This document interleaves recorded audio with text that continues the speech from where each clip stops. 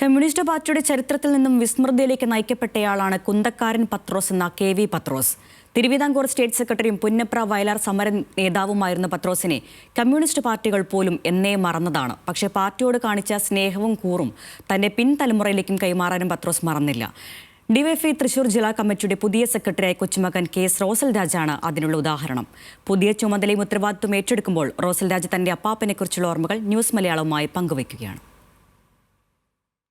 കേരളത്തിലെ കമ്മ്യൂണിസ്റ്റ് പാർട്ടിയുടെ ചരിത്രം പരിശോധിക്കുന്നവർക്ക് വിസ്മരിക്കാനാവാത്ത പേരാണ് കുന്തക്കാരൻ പത്രോസ് എന്ന കെ.വി. പത്രോസ്. പാർട്ടിയുടെ തിരുവിതാംകൂർ സ്റ്റേറ്റ് സെക്രട്ടറിയായും പുന്നപ്ര വയലാർ സമരത്തിന്റെ ഡിക്റ്റേറ്ററായും പ്രവർത്തിച്ച പത്രോസിന് പിൽക്കാലത്ത് പ്രസ്ഥാനത്ത് നിന്ന് പുറത്തു പോകേണ്ടി വന്നു. വളരുകയും പിളരുകയും ചെയ്ത പാർട്ടിക്കായി ജീവിതം പകുത്തു നൽകിയ പത്രോസും അദ്ദേഹത്തിന്റെ ചരിത്രവും ഇന്നും കമ്മ്യൂണിസ്റ്റ് പാർട്ടികളുടെ പ്രസിദ്ധീകരണങ്ങളിൽ പോലും നേരാവിധം അടയാളപ്പെടുത്തുകയുണ്ടായിട്ടില്ല. പക്ഷേ കുന്തക്കാരൻ പത്രോസ് മരിച്ചരനൂറ്റാണ്ട് പിന്നിടുമ്പോഴെങ്കിലും കൊച്ചുമകൻ കെ.എസ്. റോസൽ രാജിലൂടെ അദ്ദേഹത്തോട് നീതി കാട്ടാൻ ശ്രമിക്കുകയാണ് CPIM.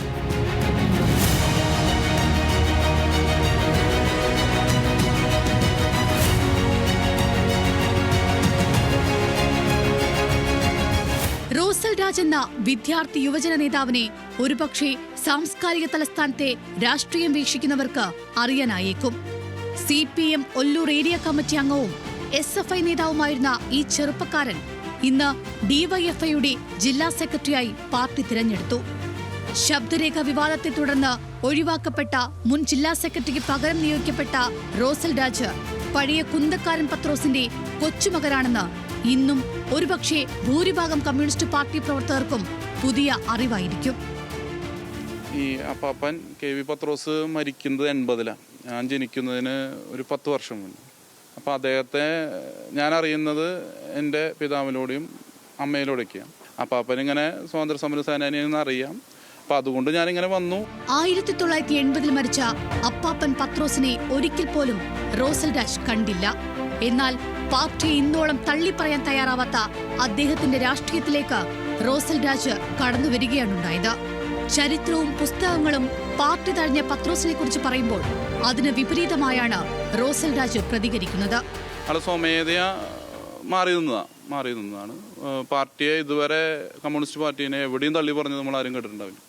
പാർട്ടി അപ്പാപ്പനെ അതുപോലെ തന്നെ നല്ല പരിഗണനയും എന്താ പറഞ്ഞു വെച്ച് കഴിഞ്ഞാൽ നാട്ടിലാൾ വന്നതിന് ശേഷം, തൃശ്ശൂരൊക്കെ വന്നതിന് ശേഷം അവിടുത്തെ പാർട്ടി പ്രവർത്തകർ തന്നെയാണ് ആളുടെ എല്ലാ കാര്യങ്ങളിലും ഇടപെടാനും സഹായിക്കാനൊക്കെ ചെയ്യാറ്.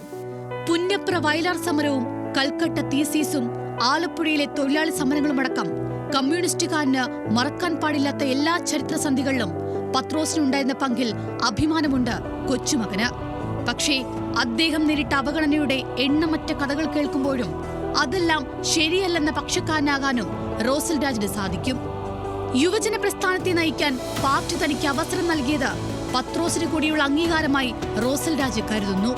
ആ ഉത്തരവാദിത്തം കുറ്റമറ്റ രീതിയിൽ നിർവഹിക്കുകയാണെന്ന ലക്ഷ്യമാണ് കെ.വി. പത്രോസിനോട് തനിക്ക് കാട്ടാനാവുന്ന ഏറ്റവും വലിയ നീതിയെന്നും ഈ കൊച്ചുമകൻ പറയുന്നു.